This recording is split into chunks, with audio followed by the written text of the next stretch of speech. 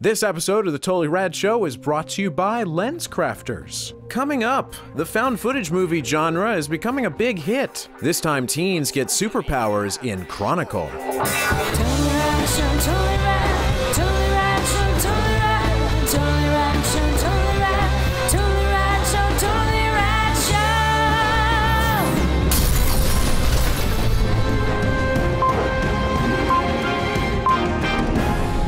Today in movies, we are talking about Chronicle. As you can see, Alex Albrecht is not with us, but in his stead, we've upgraded.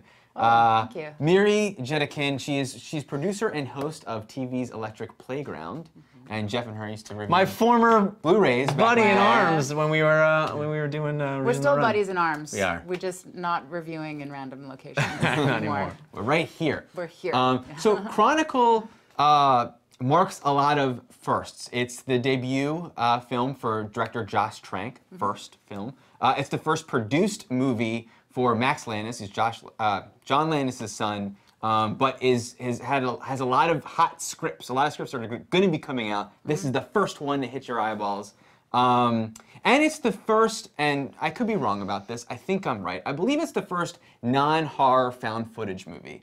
Ever since the Blair Witch Project, there's been dabblings of found footage flicks, and then Paranormal Activity. Really, it's true. Cloverfield is it's not really horror. Not really horror. It's not Sci-fi really. action. For my first thing, you could say maybe that's a horror. It's got a monster. Basically, what's going to happen is after this movie comes out, actually not. In a couple of weeks, there's Project X is coming out, which is a teen John Hughes party found footage movie, and then we're going to get a ton more slices of found footage. There's a tornado found footage movie. There's a wedding found footage movie. Actually, at Sundance, there is a movie called VHS, which is a thriller, and that's found footage that's done by like several different directors. It's an anthology found footage movie. So that's like a on the super indie level. Good. Yeah, that's supposed to be amazing. No, I'm excited about this whole found footage revolution. Right. That's happening. So I'm definitely curious. So I didn't see the movie. You guys did. We did. It doesn't have any major stars. The only one that I know of is the dude Michael from Friday B. Night Lights. Jordan. Yeah, Friday Night Lights and The Wire and yeah. Oh, he was in The Wire. Yeah. So, Miri. I'm on the hot seat. What is so? A bunch of teenagers acquire superpowers, and Just one power, really, but. Yeah. I mean, it's kind of a weird. I actually didn't know that much about it going in. I knew something about superpowers in teens, and I thought, uh-oh, this could go in any direction. It's kind of an interesting movie because I think it's a bit confused about what it wants to be. Like, there were moments where I was totally drawn in, and I really enjoyed it, and then there were moments where I felt kind of like as confused as the movie. Like, I felt like it was there's this scene where they're at a party and it's like a high school party, and you're just like, wait a sec, what movie? What am I watching again? Because it kind of jumps through different genres, and it does it pretty well for the most part. I just felt like, I don't know, I felt like it was a little uneven in terms of like what it was trying to do. Maybe because it wasn't a straight up horror. There's definitely disturbing elements to it, and I don't want to give too much away, but the thing I liked about it was just the humanity of it and how human these kids are. That they're very relatable. They're characters that you knew in high school, and I think the high school world is extremely real and feels very real. And the way the superpowers are handled feels very good. Sometimes I felt like the sound effects and there was like this boom boom thing that happens. And you're like, okay, I get it. It's a superpower. I get it. Super. You don't have to keep like bashing me over the head with the superness of it. But I also thought it was handled really well in the way it was shot, and there was a clever trick with cameras and, you know, kids recording each other, and obviously we're in an age where everybody has camera everywhere. So that was definitely a sub theme. But I'm not really sure. You seem a little lukewarm? I'm a little lukewarm. I mean, I think some of the writing was really well done. I think that some of the jokes were really funny, and the timing was great. I actually think the actors were a highlight for me. I thought the performances were really well done, and I thought the chemistry between the three guys was great, and I really felt their friendship. I think the second half of the movie, when their superpowers start getting really super, I don't want to give too much away, but I just feel like that's where it kind of lost me a little bit. And I was sort of like, where are you guys? Like, what's going on? What is your, I feel like I was connected to you, you were my buddies, and now I don't really know you anymore. I don't know who you are anymore. I don't know if this relationship can continue. And I think you're kind of supposed to feel that way based on the plot. I'm not gonna give too much away, but yeah, so that's kind of my take. Got it. Jeff? Yeah, I agree with a lot of that. I really loved the ideas in this movie, and I think this could have been a great movie. Yeah. One of my favorite movies of the year, if it was not a found footage movie. I was gonna ask you guys. That is it is annoying. Yeah, no, straight up annoying, and easily 40% of the dialogue in this movie is justifying the cameras. Right. Is, why don't you turn that off? Oh, you're still filming? Where's the camera? We have not one but two main characters in this film that are always filming. Oh, it's for my blog. It's always. There's a sequence toward the end when the S starts hitting the F where we're just in every camera that's in the world. Maybe that's why I felt disconnected, because I was just like, whose perspective is this right now? And I think you're right. I think the justification of cameras made it a very awkward experience, because it's like, well, we have to kind of explain to the audience, and then even then there were still holes. Like, how did the camera get in the, well, then there's a shot at the very end that's literally a close up, and it's like, you haven't justified that camera. We haven't seen what that camera, where that camera's from, and why are we wasting our time with this? This movie would have been my only explanation, other than this is kind of the hip, cool trend that you're describing, is to cover up, to kind of blur the sort of subpar effects work, maybe, and just and make a really probably a very low budget version of this movie. The way you do that is this way, because the effects work isn't great. I know there's a sequence where they move a car and they actually physically, so it wasn't CG, I don't know how it played, but they actually had 75 people with wires physically move the car. And there's a lot of CG. There's a lot. Yeah, there's CG. And there's not that great. I will give it credit. When by the time we get to the end, it delivers on superpowers. Oh yeah. It delivers big time. I mean, it's the Thing versus the Hulk. Yeah, it's like if Jean Grey's school had a bunch of anarchist Judd Nelsons running through it that just want to destroy everything, and love it. But I agree with Miri in the sense that the best bits of this movie are the kids interacting. You know how in every origin, and this is a great origin story, but you know how in every origin story, superhero movie, Spider-Man, when the moment they get the powers, you have that great sequence, which is almost the reason they do origin story glorious. movies. It's a glorious where moment. You start the discovering, that. the famous Peter Parker on the roof trying to swing, and it's kind of that's this entire movie. The entire movie is that, and it's even better because it's not just one kid by himself figuring it out, it's his buddies. Right. And that discovery process with the friends is so much fun and so joyous to watch. Because it's grounded in reality too. So it's fun because superpowers are fun always, but it's also so grounded in reality that it could be your high school, it could be your boyfriend, it could be your friends, it could be people that you know and interact with, could be you. And I think the reality of that and the sort of earthiness of that was very appealing and drew me right in. I was going to ask you guys, what's interesting is that a lot of the knack with the found footage film is that it's not, some movies' protagonist is like Han Solo or what. That's not you. It's you. You wish you were him. Yeah. You wish you were that cool. Whereas found footage movies tend to be they're like that's me. Like it's me in a paranormal situation. This is interesting because this is now people that start out me, but then become something that I couldn't. So and it's very much an origin story. It's very much a movie that is begging for a sequel. Yeah. For sure. Which I think would be really cool. And it's very much a postmodern superhero tale, which is really cool.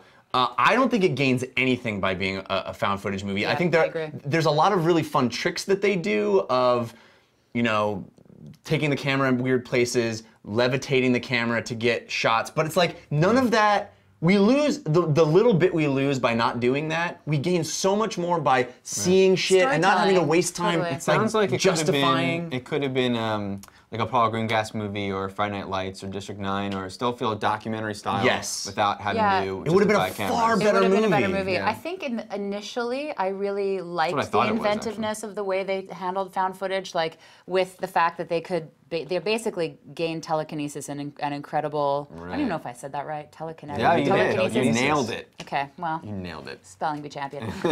No, but in the beginning when they're levitating cameras and it becomes a real part of the plot. It's fun, but it's true. It very quickly loses its luster and it becomes like this tedious homework that the audience has to do to stay connected, and it's unfortunate because the actors did a great job. I think the script crackles. I think it's good. I think there's a lot of chemistry between the three guys. They're definitely three archetypes, and at times they're very caricature-y sometimes. But I think they work with each other really well, and it's a very human story, as any good superhero or anti-hero story should be. It really is about the human element at its core, and I think that's the most compelling story.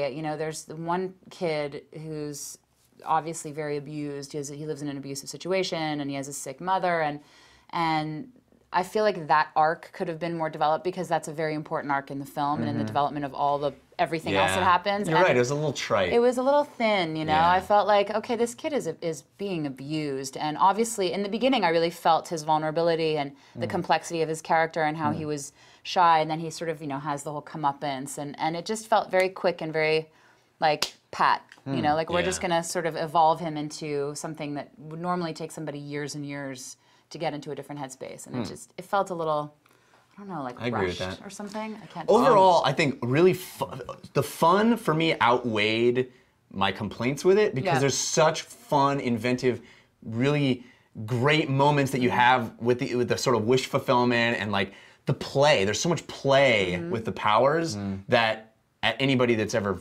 fantasized about having superpowers, like it's great. But unfortunately, like there's the effects work is not great. There's a lot of obstacles. The director is now in talks to do Fantastic Four, which won't be found footage and will probably have a better effects budget. That would be so weird. Yeah. So it sounds like you would be very excited about that.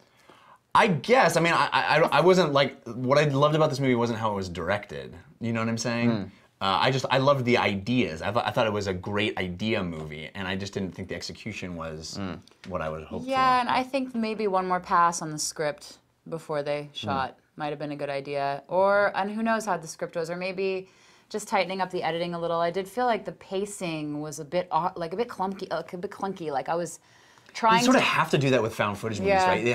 There has to be like crap that's in there that is non sequitur, that that's like part of the genre. But I agree with you like, that it does do the story a disservice because it is a great story and it is such a cool. It's like one of those ideas where you think, why didn't I think of that? Because it makes so much sense with all the superhero movies and all the comic book hero movies coming out to have just regular kids develop superpowers that are real, like. They're levitating stuff off the floor, and it looks cool. Yeah, it looks awesome. It would be great if. Looks like those old Jack and Daxter commercials. Yeah. That's exactly. It's like a million of those. Yeah. Right. It's pretty awesome. Well, awesome. I'm still very excited to see it, regardless. I think you should. it's I'm worth curious seeing. what you think of it. Yeah. I think it's worth seeing too. I think it's kind of Definitely. I don't know that everybody will love it, but I'm glad I saw it. I was definitely along for the ride. I definitely enjoyed it. And the ending is pretty cool. Yeah, and I think it's the kind of movie I would like to support because it is a little bit offbeat. It's not just your classic action flick or your classic. And no huge stars selling. No huge stars. It's made. It will do well because it is done well. Yeah. Interesting. Very interesting. All right. I'm ready. All right. I'm ready. And with that, we do this. All right, everybody, be sure to stick around. We're going to be answering one of your Twitter questions right after this. But first, LensCrafters made Mikey see things. Check it out. Hey guys, so I decided to come from behind the camera and came here to LensCrafters to check out their AccuFit digital measurement system. Did you know that you can take the same eyewear prescription to a different vision care professional and actually see differently? Here we go. These are them. The placement of your prescription in your frames is very important to seeing your best, and that's why it should be custom fit to your face. So with this in mind, LensCrafters has designed and launched AccuFit technology, an exclusive state-of-the-art digital measurement system that delivers the best possible placement of your eyewear prescription within your eyeglass frames. It measures from here to here, here to there. Spits up these numbers, lets us know exactly how to cut out your lenses and what. AccuFit technology precisely measures the relationship between your eyes, face, and frame to more accurately place your prescription in your eyeglass frame. And it's been proven to be 5 times more precise than manual measurements. More precise optical measurements results in clearer, crisper vision. Oh yeah, I like those. Those are great. So crystal clear. So this was an awesome experience, and you guys have to check it out. So go to lenscrafters.com/AccuFit to find a local store so you can try out their AccuFit system. So thank you, LensCrafters. Congratulations, Mikey. We will see you guys tomorrow. Mike will see him even better. Join us tomorrow for a look at the TV show Smash. Today's Twitter question comes to us from @StephenLowry. What is your guys' favorite drink of choice? Don't think you guys have ever discussed that. Doesn't have to be alcoholic beverage. Dan loves purple drink. Sure doesn't. Only thing I drink is water. It's true. It's funny. I can now. Big revelations last week with Alex's Back to the Future revelation. I'm gonna blow a lot of people's minds. We don't think it's that big a deal because you guys have known me for forever. Yes. But I don't drink soda. Alcoholic. I'm an alcoholic. Raging alcoholic. I don't drink soda. I don't like effervescence, and I don't. Yeah, well, you just pulled right over there. It's not Yeah. like you don't like the flavor of soda, for the most part, unless it's got fruit in it. He doesn't like evanescence. He doesn't like effervescence. But you just said the next thing is I don't like fruit. So that takes care yes, of most alcohol. Whatever you are thinking to yourself, or maybe even asking the screen, yes, Yes. he doesn't like that fruit either. Yeah. Yeah, it's true. Because that is literally that's the next first 10 question. minutes. The Oh first yeah, 10 but minutes. you still love Yeah, X. but pineapple isn't really a fruit, right? Oranges. Yeah. No, Dan. You don't won't mean touch it. grapes. You That's won't barely touch a. it. It's my whole life is saying that. So. Yeah. So no Hey, fruity you made your own beverages. bed. Yeah. What about you, Jeffy? I So water. increasingly am a water man as water. well, which is really boring. I mean, I'll have a beer every now and again, but I have completely cut out soda from my diet. Yeah. But classically, you have a favorite. Classically, drink, right? fruit juice, which is the polar Exact opposite. opposite. But I could drink. I mean, I love any fruit juice. I love like Dole does this combination. Pineapple and orange and mango. It's amazing. Oh, It's wow. really good. Alcoholic-wise, I've been really into Jack Daniel's Old Fashions, which have been amazing. Done well. It's very sweet. That's what fruity. it's Jack Daniel's Jack. with an old-fashioned donut stuck in it, right? Oh yeah, it's the best kind of donut you'll ever have. But I too have kind of started getting into this. Unfortunately, a little bit of fruit in it, but the lime. Only for me. The lime, lemon, and the grapefruit Perriers are really good. You wouldn't like it because it's got the fruit lime and and the coconut. effervescence. So yeah, so there you go. Thank you so much, @StephenLowry.